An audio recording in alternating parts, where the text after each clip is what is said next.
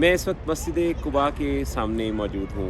मस्जिद कुबा जो कि इस्लाम की पहली मस्जिद है, जिसकी बुनियाद रसूल अकरम सल्लल्लाहु अलैहि वसल्लम ने रखी जब वो मक्कातुल मुकर्रमा से मदीनतुल मुनव्वरा की तरफ हिजरत के लिए तशरीफ़ ले जा रहे थे।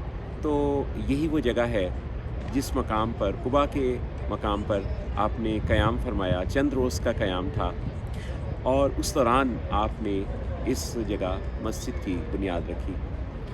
ख़वातीन हज़रात, इस मस्जिद की ख़ास बात ये है कि इसके बारे में रसूल अकरम सल्लल्लाहु अलैहि वसल्लम का फ़रमान है कि जो कोई इस मस्जिद में आकर नमाज अदा करता है, उसका सवाब अल्लाह मकबूल उम्रा के बराबर अता करते हैं।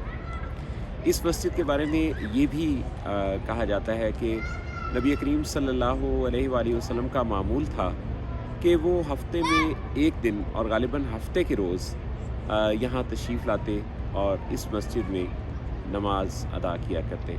मस्जिद कुबा को आज भी दुनिया के मुसलमानों में इस लिहाज से बहुत मकबूलियत हासिल है कि ये इस्लाम की पहली मस्जिद है। हम सब लोग अपनी ज़िंदगी में, हम में से कई ऐसे लोग हैं जो जब किसी मस्जिद में जाते हैं, नमाज अदा करते हैं, तो उसकी तारीख़ से आगाह नहीं होते। बहुत सारे लोग वो हैं जो अपनी ज़िंदगी की जो जमा पूंजी होती है उससे कोई मस्जिद बनवाना चाहते हैं। मस्जिद की हमारी ज़िंदगी में बहुत ज़्यादा अहमियत है।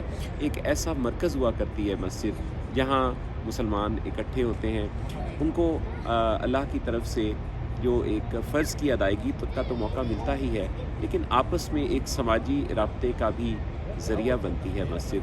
मस्जिद अल्लाह का घर है। सो इस मस्जिद कुबा की ये फ़जीलत कुरान शरीफ में भी इसका ज़िक्र मिलता है और कुरान में इस मस्जिद की और अहले कुबा की तारीफ़ की गई है और फरमाया गया है कि वो मस्जिद जिसकी बुनियाद तक़वा पर रखी गई। सुभान अल्लाह, इतनी बड़ी फ़जीलत है इस मस्जिद कुबा की। जब आप लोग भी यहाँ मदीना मुनव्वरा तशरीफ़ लाएँ तो इस मस्जिद को यकीनन आप भी विज़िट करेंगे और एक रूहानी सुकून आपको महसूस होगा।